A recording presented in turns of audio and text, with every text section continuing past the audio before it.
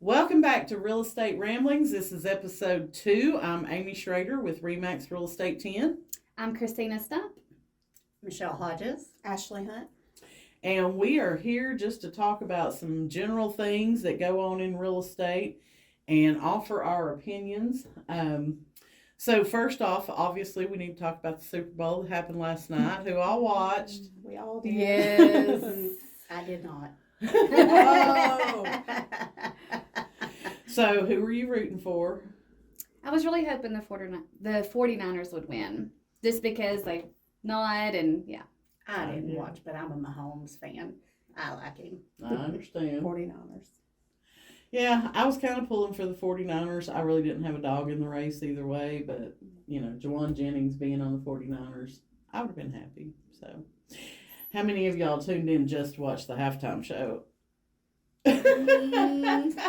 You, Amy. Yes. No, I watched the entire first half, but after the halftime, I was like, yeah, I'm done. So, all right, let's start today by talking about the current interest rates. Obviously they've come down. We're in the 6s for the most part right now. Are you all seeing more buyers out and about at those interest rates? Are you seeing more people who are like, hey, I'm ready to sell now that, the interest rates have come down below 7? What are you seeing out there? I still feel like people are still hesitant, especially the local market. I feel like so many of them have the interest rates of 5 years ago or so, and they're just not willing to give that up. So I do feel like the local market is still really apprehensive about jumping in. Okay. I keep hearing let's wait on the election. And that's Yeah. going to be a popular thing. I think most of our transactions will happen, before the end of September this year, because once you get into full, election campaign mode of that's all you're going to see on TV, that's all you're going to hear on the radio, more people are going to be like, yeah, we're going to wait and see what happens with the election. So, Yes, I've had like 2 people already say that. Just because it's election year and they're like, well, we're going to ride it out. Is that the interest rates will drop after the election? well, here's my take on that. I think they're going to drop before the election. It's not ever going to go back to the 3-4% range. I don't think we'll see that again in our lifetime. But I think the Fed says, that they are independent of whoever's the president and this, that, and the other. But I think you're going to see pressure to get those interest rates down before the election so they can say, oh, look what we did. Yes. We've got your interest rates back down. Now, I think we're going to be good if we see 5.75 by the end of the year. A lot of people are thinking they're just going to drop as quick as they rose. I don't think we're going to see that personally. But Well, and right now is still our slow time because of it's just the way it is. But so I think it'll be interesting to see, where we land at towards the middle to end of next month and then moving into April. When folks are ready to jump back in the market, because again, this is with the weather and everything the way it's been, I don't feel like most people have been in the home selling or moving. well, place, the past 2 weeks, we've had beautiful weather, Yeah. and then the rain moved in. Right. But overall, actually, for the first 2 months of the year, we're seeing more homes go on the market than we saw last year at this time. Right. So I don't know. I think the spring market's coming a little bit early in terms of listing activity. So let's talk a little bit about manufactured homes and site built homes and the differences that those create in regards to financing. Do you ever have buyers that you take out and you're thinking they want to buy a site built house, they've got an FHA approval or whatever, and then all of a sudden they send you a manufactured home to go look at? What kind of conversation do you have with those buyers as far as how that could affect their lending? Permanent foundation is the biggest one. Yes. Making sure it's on a permanent foundation. A lot of people think just because it doesn't have the block underneath, it's not on permanent foundation. So trying to explain that one's been interesting. What about pricing? as far as the interest rate goes, because that's a big thing Mhm. on the manufactured homes, is the pricing is gonna be different than it is for a regular house. Not really ran into that being an issue. I don't think people are really knowledgeable about that, and then we're having to explain that. But I've not had much of an issue with it myself.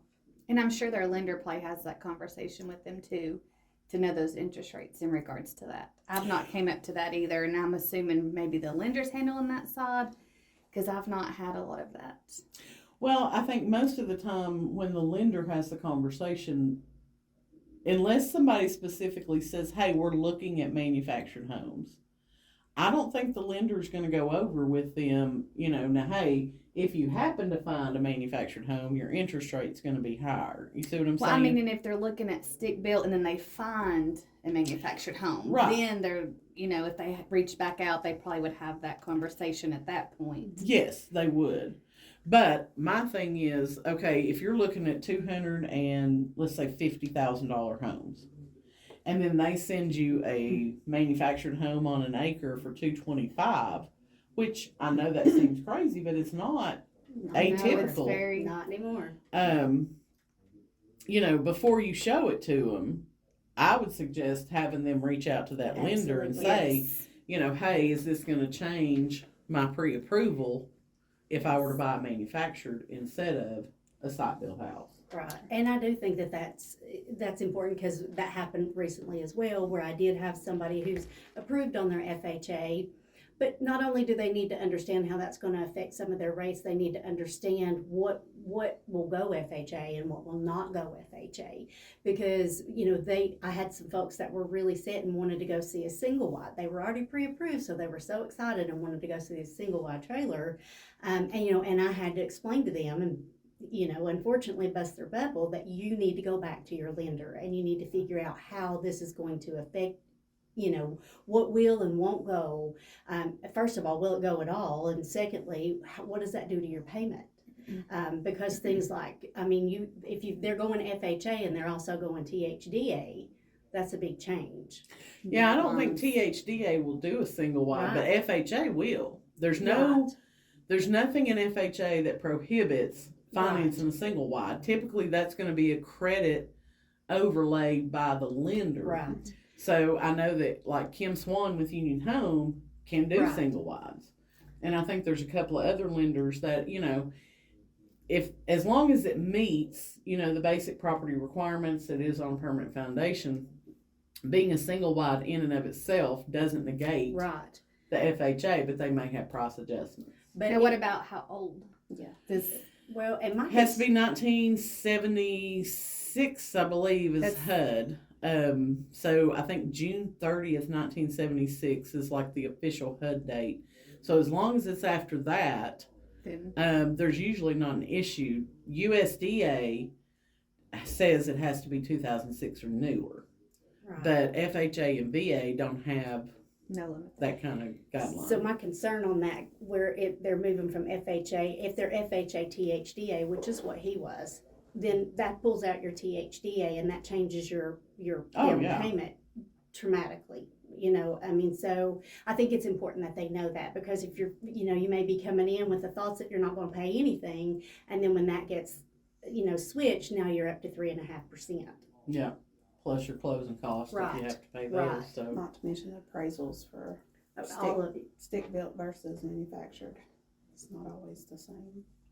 Pricing wise, yeah, which I've said this for years that lending guidelines need to catch up with the changes that have happened in manufactured homes over the years.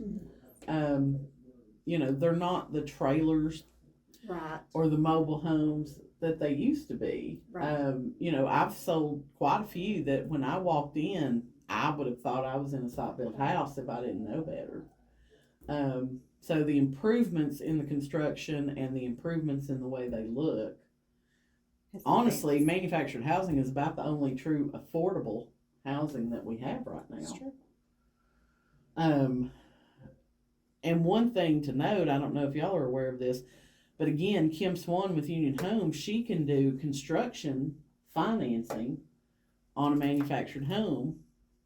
So if somebody finds a piece of land and they want to buy, you know, a new manufactured home from Clayton, they will treat that as a construction loan to help finance the cost of getting that home set up, getting it connected to the utilities, Nice. all that kind of stuff. And then, of course, it converts to the permanent financing. And depending on, of course, where it's located and the individual, they can do that through USDA. So it'd be zero down. That Oh, really wow, opens the door nice, for a lot of nice. people at that Yes, point. A lot absolutely. of buyers. Because, I mean, more than likely, you're not going to be doing that in the city limits of Morristown anyway. So if you're Right. talking about being out in the county or in Granger County, Mhm. Hawkins County, Jeff County, Why not? yeah, if the buyer qualifies for USDA, why would you not go that route? Because, again, Yes. what you can get for $200,000 buying a manufactured home versus buying a house right now, Mhm. I mean, that's night and day in my opinion. I agree. So that's something to think about. What is the number one piece of advice that you all give to home buyers in today's market? We'll start with you. Well, let's not put me on the spot first.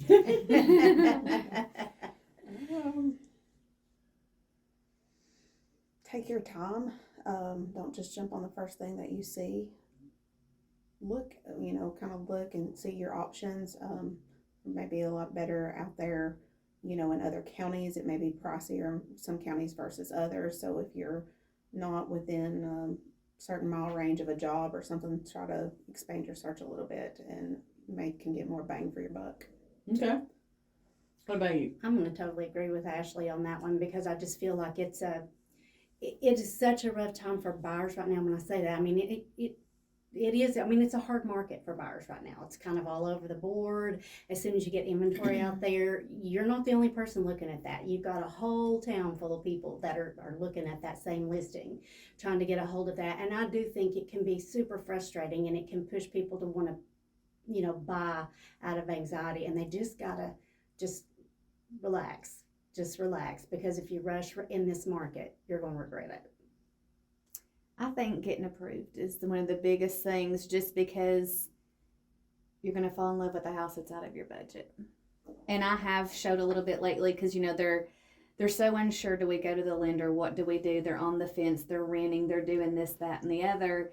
And I thought, well, I've been working with them for a little bit, so took them out, fell in love with some things, and what do you think happened? It was out of their budget. Yes. Yeah. So I think truly, that is all super Oh, sure. great, but I think one of the biggest things I've been noticing, go get approved. It is so, so important, because that's a hard conversation to have after. And then they're just so discouraged in everything. And they're not going to find anything that compared to that compares, because if you're Right. talking $50,000 difference in price, Absolutely. Yes. yeah, and that's when they get discouraged, is because now they're like, well, this doesn't even, come close to what we love, da-da-da-da-da. So, And it's easy to say, well, I have a good job, I have and I'm sure you do. You have all the boxes checked, but again, when you're looking at those $300,000 houses or whatever they are, it'll save yourself a lot of trouble. So that would be my biggest thing. all right. So, all right, let's talk a little bit about buyer agency. You all know as well as I do about all these lawsuits that have come in across the country. People are suing NAR, they're suing the brokerages, saying that, they shouldn't have had to pay the buyer's agent commission. So that's becoming quite a buzz topic right now in real estate, is who's responsible for the buyer agent commission? How do you protect yourself? Because even in our market, we're seeing listings go on with $1 co-op, 1% co-op Uh-huh. to a I have buyer's one. agent. So what kind of conversations are you having with your buyers to make sure that you're basically not working for free? Well, I think that they have to understand those changes and that those things are in place now. And if you're requesting, I think in the past everybody's been so used to buyer's agents not requesting any payment from the actual buyer because it was paid in a co-op. I think you got to be able to have those conversations up front. This is what we'll do. If they're offering a co-op, then, of course, that's what I would work off of. But if they're not working off of a co-op, then, you have to negotiate your price out with that buyer. And I think, what do you see coming around for them to be able to get that financed at some point? Do you see that ever happening? That's a good question, because I was actually going to ask that after we kind of. I think that if it comes down to that's going to become our new norm of not paying a buyer's agent, I think financing institutions are going to have to look at that for sure. As a possibility. And just, it would be included as a part of a buyer's closing cost, because the biggest problem we have right now in housing is what? Affordable housing. Right. And people don't save money. They don't have money for down payments. They don't have money for their closing costs. And when you add the fact that now they're looking at having to pay for a buyer's agent, that we've never had that happen before, I think lenders are going to have to look at that, Fannie Mae and Freddie Mac, and say, okay, yeah, we're going to start including that as part of your closing cost. Buyer's agency hasn't always been around. Right. Back in the day, everybody was considered a sub-agent of the seller. And I know I'm sounding like I'm, Fred Day, 100 years old here, but,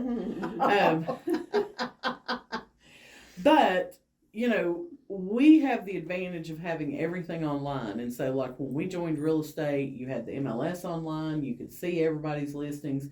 Back in the day, they had a black book at every real estate office.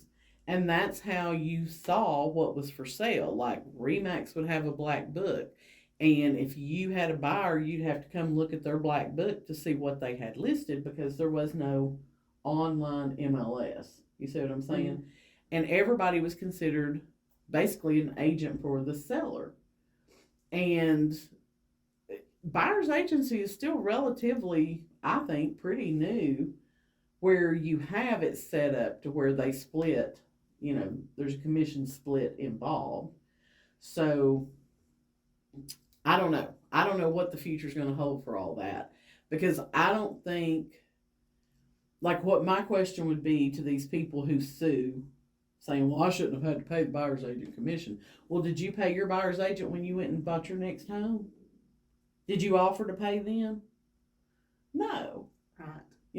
I mean, this is, to me, it's ludicrous that this has went as far as it has, because nobody's going to show your house and sell your house.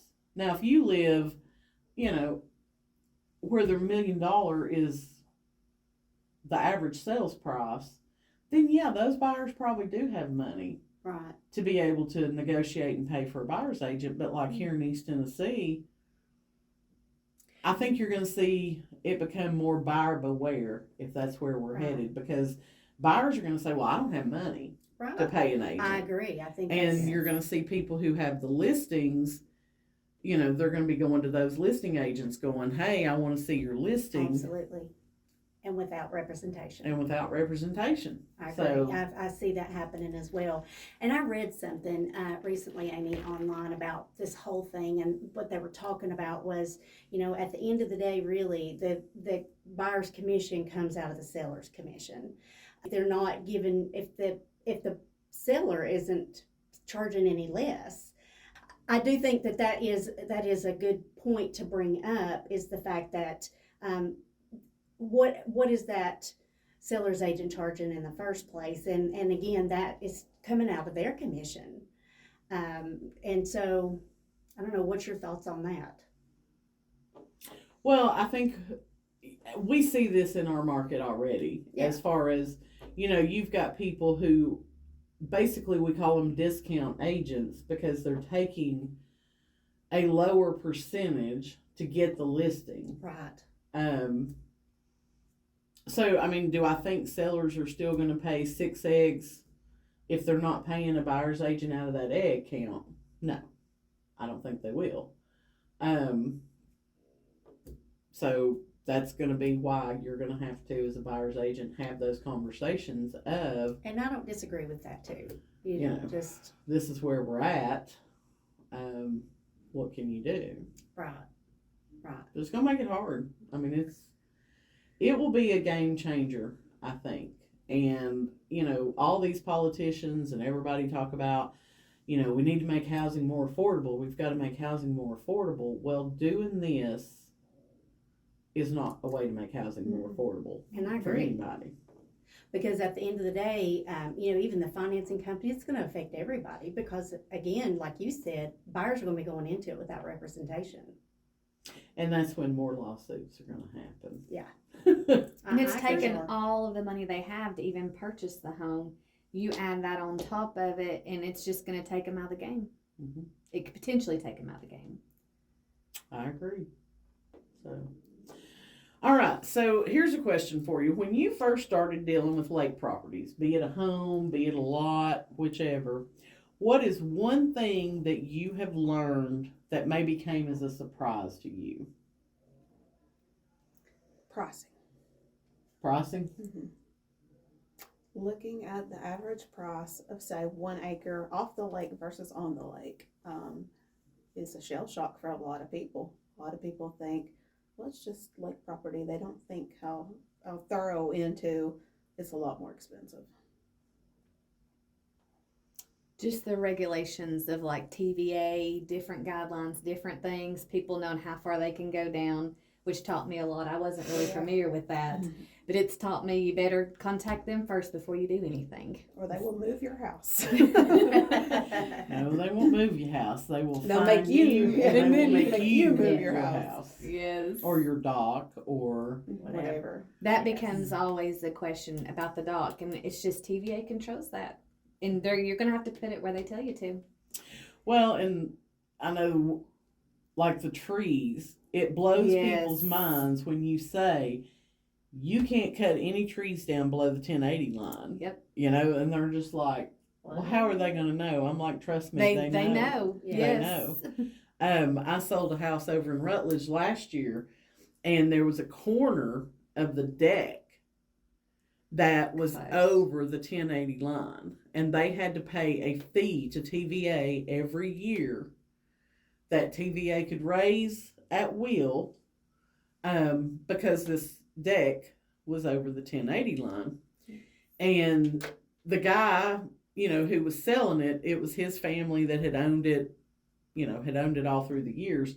And he was laughing and telling me that the way they found out it was over is because one year TVA raised the lake up to the 1080 line so they could drive by on boats and check to see where your stuff Wow. was. Wow. And, you know, that makes it real obvious at that point when they do Of bring the lake course. up that high. So, you know, I haven't heard of them doing that anytime Just to recently, say. but they could still do it anytime they wanted to because they own that. Trees comes up a lot because I'll Oh, be yeah. showing it and they're like, what about all those? And I'm like, contact TVA. You're going to Because miss I don't your want to, view. yes, I don't want them to hold me to something because I'm not them. So think- that's always a battle. One of the biggest mythbusters out there that I've found interesting is so many people think, you know, oh, well, I don't want to be right on the lake because I'm afraid of flooding. I don't want to, you know, in reality, those are not in flood zones, the properties that are around the lake. So, Well, they, according to CRS and stuff, they They are are. in flood zones, but right, it's a man-made controlled lake, Right. so they're not going to flood. right.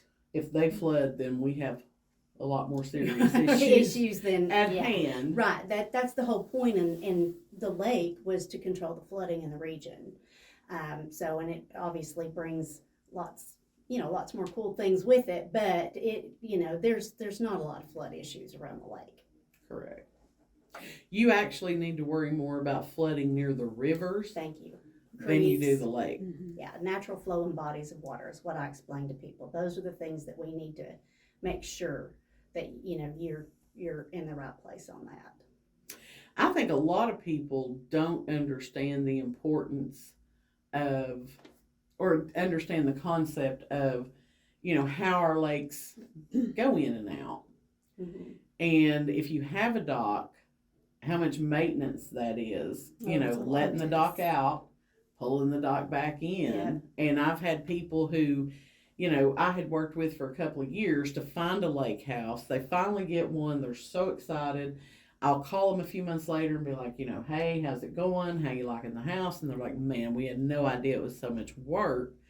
It's kind of like log homes. You have all these people that love log homes until they own one and they find out how much maintenance, you know, goes into owning a log home. So to me, that's something that like I have learned over time to share with people who are looking to buy. And like, I'm not trying to scare you off, but you do Here's your realize reality. if you're not going to be here as a full-time resident, you're going to have to get a neighbor or a landscape guy or somebody, Every few days. you know, who can come in and check this stuff out for you and help you get your dock adjusted.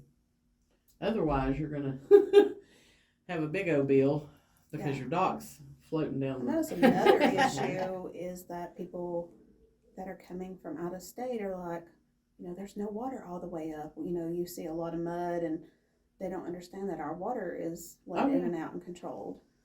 So they're expecting, when they see lake property, they're expecting it to be, oh, this glorious, beautiful lake property the whole entire year. And that's not the case. Right, right. And what I explain to people, like, obviously you're going to tell them, you know, TVA controls our lakes, blah, blah, blah, blah, blah.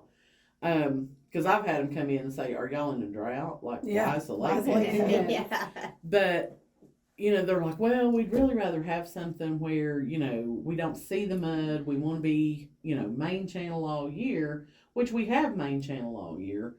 But, you know, yes, you can find that in Tennessee. You're going to want to go past Knoxville, and then you're going to have twice the taxes that you're going to have on these properties, at least. You know what I'm saying?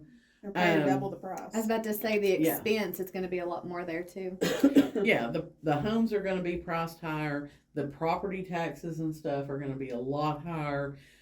Usually they're going to be a lot more regulated, I think, than some of our subdivisions up here. You know, mainly around here, most of them just want to know that you have a site-built home, you're using a reputable Right. contractor, you're not having chickens or goats or horses in your backyard. You know what I'm saying? Pretty reasonable things to keep the property values Right. up. So there's a trade-off in that. And then you get to Middle Tennessee, and they have lakes down there that I would call a pond here. They're a little bit bigger than most ponds, but you know, you can't even take a gas-powered engine out on them because you're going to create too much of a riptide or Yeah. whatever, you know, a wake Wake. on them. So it's just funny. Everything's different in different parts, but around here, yeah, Got great legs here. yeah, we do. We do. They're a lot of fun. Yeah. So what considerations do you give to buyers to think about who are looking to purchase a lake home as opposed to somebody who's just looking to buy a house here in town? I think you kind of nailed it on the first thing, the upkeep.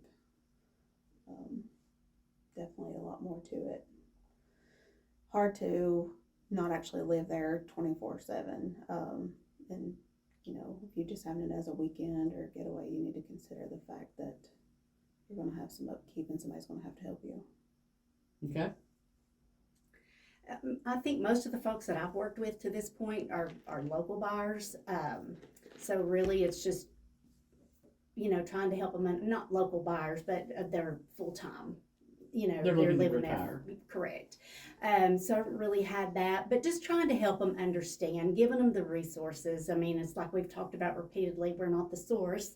We are the source of the source. So making sure that they know where to go and get their answers on some of those things and that they do educate themselves because any little bit of information that we give them is just that. It's a little bit of information and there's far more out there. So they need to understand that they have some responsibility themselves in going out and looking at the TVA websites and looking at the HOAs and understanding how that's going to impact their life too before they purchase so that they're okay with that. Right. You know, I've told them all, I mean, always, you know, like you said, send them the links or get them the information that they need. And I say, it's important that you read through this. Does this fit with the kind of life that you're trying to build or doesn't it? Right. I kind of agree with both of them. I think you've covered how important it is, giving them those links, reaching out, talking to those resources, because I can't control that. I can't control the restrictions. I can't control what TVA does. So making sure they reach out, I always do that before we follow through with offers and all of that good stuff. And I help them get the HOA Yes. contacts, because sometimes they'll read through that and then they'll say, well, but what if I want to do this? And I'll just tell them right off the bat, listen, I can't tell you anything that's going to go Exactly. against what they've said. You need to speak directly to the HOA about that. Well, they'll ask me questions about it, and I'm like, did you read it? Like, as far as the restrictions or whatever goes, and it's not that I don't want to help them through it, but it's their money, they're the one purchasing it, and I need to make sure they've It's read important. Yeah. it. Because it doesn't really matter what. Open yourself up to liability. That's exactly why I'm by like, no. summarizing. I know, won't. Yeah. And I'm like, here it is. This is all the information. Once you've looked at it, give me a call at your convenience, because there's nothing I can do to control that. And I don't want to put myself in a pickle or say, oh, well, you said this. No, I did not. Yeah, yeah. So I just think that's the smartest way to be about that. Well, I agree, because I think a lot of people buy into these subdivisions and then they go back and start looking, or they Start want to do learning about it. something. Yeah. And they find out, oh yeah, we can't do that, and they want to call you and complain. You're like, I told Yes. you. That's You know, pretty common up with front. German Creek right now with the Airbnb Yeah, short-term rentals. yeah. Nothing like a lawsuit to change. No, because it's not in the restrictions. So a lot of people are like, well, that's not true because it's not in the restrictions. But enough of those homeowners came together They had and that took it to lawsuit and the the judge put an order in on it. So yes. it's into play now. So Yeah. Unless you want to pay a nice little fine and go back to court. You Yeah. kind of don't do it. But to me, one of the things, and I've been in it a little bit longer than you guys, is the pricing across lake houses. Like, back in 2018, 2019, if someone called me and said, hey, I've got a $500,000 budget, let's go look at lake houses, I was like, heck yeah, let's go look. Right. Because we were going to have a good choice of homes, main channel, nice homes Yes. with docks to look at. And now somebody will call me and be like, hey, my budget's $500,000. And I'm like, okay, we're probably going to be on a cove. Right. You're probably not going to have water If you're during the lucky. winter. You're not going to have a whole lot of inventory. Have you thought about buying a condo? It's just in a short period of time, the pricing has changed so much. And people say, well, I see lake homes, from whatever price to this price. Why is there such a great variance? Well, is it cove? Is it main channel? Is it wooded? Is Absolutely. it cleared? What's it like to walk down to the dock? Is it dockable? Is it not dockable? There's so many variances in a lake Absolutely. property.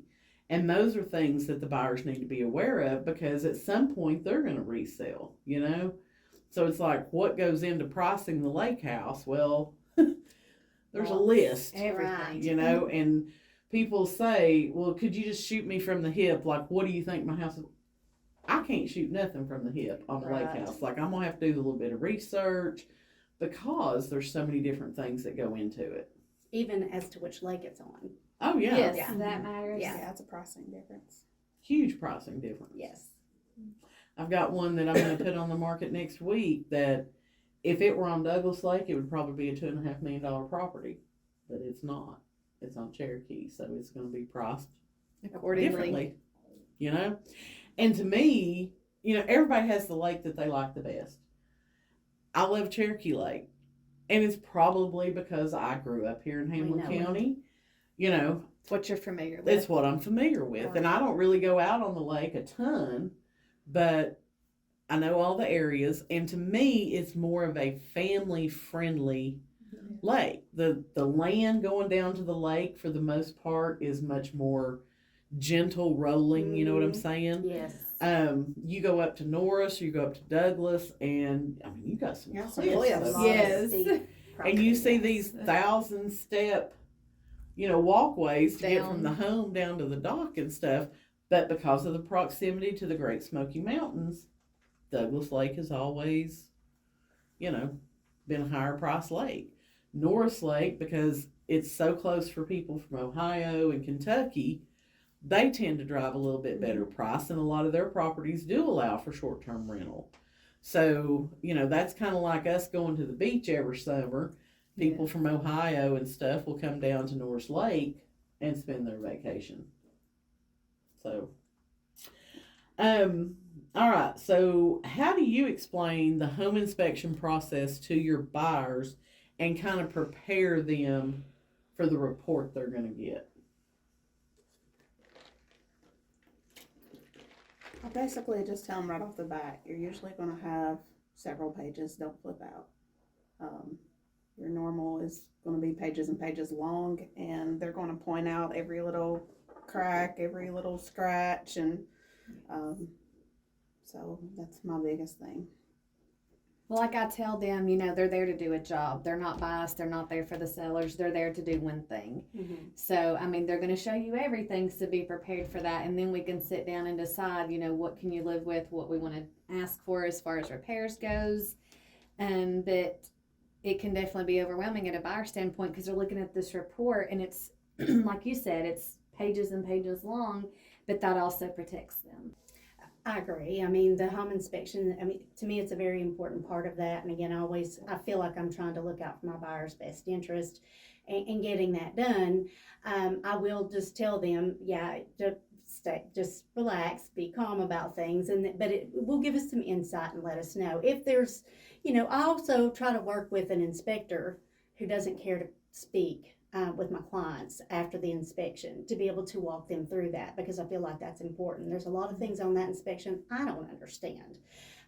So I think it's important that they hear from that inspector what they saw and, you know, at least have them, you know, kind of explain where they are on that. I think there's a separate ground on that too, because you have some people, I just recently had this issue. Somebody from North Carolina was coming here to buy, and they got one of our inspections. And it was like 18 to 20 page inspection. And they were like, so to me, I was like, yeah, pretty good That's inspection. a good one. Yes, that's a good one. That's Yeah, excellent. That's thorough. So they were like, is this inspector even know what they're doing? They're used to 80 to 100 pages in their area. Oh, wow. So to us, you know, our basic inspection is not what their inspection is. So, I mean, they're up to code standards and, you know, and stuff like that. So you also have to kind of face that too, or I've had to face that of being like, oh wow, yeah, there's different areas require different things. North Carolina requires inspection of your vehicle every year as well. You know what I'm saying? So it's a different ball game over there. But I know when I was working a lot more with buyers, I would always say, you know, we go over the part of the purchase and sale agreement where I tell them, you know, hey, Yes. you cannot ask the seller to bring a house up to code. That's not going to happen. You know, now if you're doing an FHA and it's going to need railings or it's going to need GFI outlets or something, then we can probably negotiate those, but you need to understand there's going to be things in the house that are not up to code today. You can't ask them to bring it up to code. You can't ask for anything that's cosmetic in nature. So if they've got, you know, a stone column on the front porch and a couple of rocks have fell off of it, you're going to have to take on that yourself. But yeah, I would tell them, I'm like, look, your home inspection report's probably going to be 50 to 75 pages long. Now, before you freak out about it, a lot of that's going to be pictures, because whether it's a good thing or whether it's a bad thing, They'll show it. you know, that inspector's putting all these photos in there. They're going to show you where they've done like the little temperature readings in each of the rooms that show the heat maps and stuff. I said, the most important things, you're going to go the marginal summary, you're going to go the defective summary. Right. And look at those things, see what you can live with, see what you can't, and we'll go from there. Yeah. But to me, it's interesting, like, as an agent, we see both sides of an equation, right? We represent buyers, and so obviously you want to negotiate diligently for that buyer, and you're like, you know, we need to get this fixed, da-da-da-da-da. But then when you put on the other side of the hat and you're the listing agent, it's like your whole perspective changes on home inspections, doesn't it? You're like, oh yeah, they're being ridiculous. I can't believe they want, you know, they're asking for a new water heater even though the house is 50 years old and the water heater's original. Yeah. You know, it's funny to me. That's why as a listing agent, you know, it's easier for me to say, okay, y'all represent these buyers, because it's hard for me to switch into that buyer perspective now. Right. So, I'm sure y'all know what I'm talking about on that. I do, yeah. Yes. I do, yeah. Yeah. I do. We see both sides, but your buyer is your buyer, and they don't care what the seller side of it is. And No. then, you know, same thing when you're the list agent. The seller is the seller. They're not trying to see it from the buyer's perspective. They don't care. Right. So you have to kind of be the middleman and negotiate and keep emotions out of it. And, you know, hey, if you were buying this house, da da da da da. I think it's important to know that even like with you as a listing agent, if it's your property and we go to show it, a lot of people don't realize that we're really trying to be on their side, and you're going to be really trying to be on your seller's side. So you may be trying to get that water heater to be the same water heater, and we're pushing to get that new water heater. And that sometimes we do argue that on our side, and Absolutely. and a lot of people don't see that, you know, we do have those discussions. It's not that we're in behind closed doors saying, no, let's just make them pay for it, because that's not the case. We really do have these. Right, we represent We represent the it. buyers or. And we have to have those work with. crazy conversations Yes. amongst each other that we don't want to have, because we do work together, but we have to. Well, and that's where it comes down to, you know, it's not us against them, and we just have to, you know, you're doing your job, and I'm doing my yours. job. Right. And there's no need for us to get mad at one another. And I've seen it too many times where you'll get an agent call you and they are just at a whole nother level. You know, they're yelling and screaming and cussing and just, you know, you're the enemy. And it's like, hold up. Right. Like, our goal is to sell this house. We both have the Let's same figure it goal. out. Right. Absolutely. So take a deep breath, you know, let's calm down. And we can talk about it like two civilized people, but there's no need for us to get that Right. emotional over Absolutely. something. Now, I may have a conversation with an agent over the phone, hang up, and I'll rant and rave, you know, to other people. But you got to keep it civil and you got to keep it professional with those other agents. Or else you're not doing the right thing by your client, because then you're not looking at the solutions, you're just looking at the issue. Right, you're letting this person's dysregulation dysregulate you instead of just staying focused on finding a resolution. Well, I think the biggest thing is it's not personal. Your buyers, I mean, you're there to represent them. They want this. They're asking for this. There's no reason to be ugly about it. I'm only doing what my buyers wants me to do. And I'm their voice. So it's just, I've ran into that a few times and I'm just like, I'll never understand, because the goal is to get to closing for everybody. So I just think the biggest thing is just, like you said, take a step back, calm down. It's going to be okay, and get the emotions out of it. That's the easiest way to do it. Very true. Because down the road, what's going to happen Yeah. is you're going to have another deal with this agent, Yes. you know? And I've had them where they've had to come eat crow, you know, which is a nice feeling for you, Exactly. but not necessarily a nice feeling for them of, yeah, I'm not going to lie to you. And I have had agents call me and sincerely apologize and say, you know, I really appreciate you keeping calm, not reacting to me. You didn't know this, but, you know, my mom was in the hospital fighting cancer, Right. and I was just having a bad day. Mhm. And the fact that you didn't get involved in that and you stayed professional, that meant a lot to me. So I owe you an apology. I'm sorry. Can we move forward? Yep. You know? And people are going to remember that you were Right. a Yes. professional Absolutely. when they showed their honey. Yeah. Well, and they're always going to be like, oh, yeah, I remember her.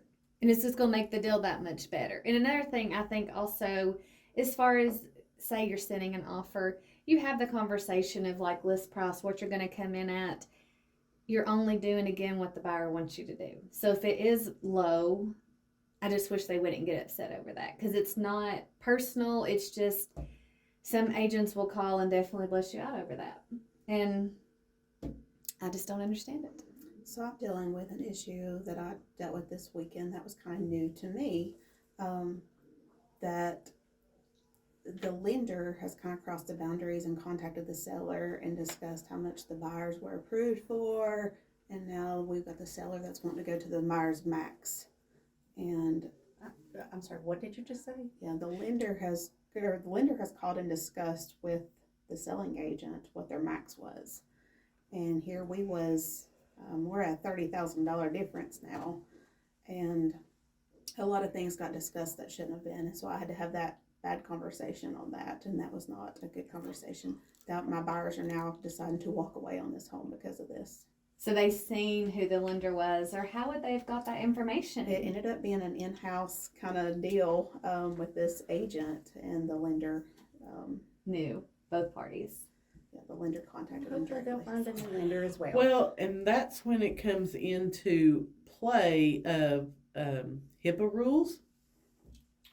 And not really HIPAA, because I know that applies to medical, but there are confidentiality rules that are going to apply. And if a lender is giving out that information to another agent without that buyer's consent, yeah, that's a good way to lose your business. It was a and lose your pretty good reputation. argument that we had, and a whole big three-way conversation we had this weekend that did not go over so well. So yeah, it happens. Yeah, that's when you get you a new lender. I've had something similar happen, and I totally agree with you. You need a new lender. Well, and to me, it's those lenders that are doing that are what you call thirsty. Y'all know what I mean. Yes.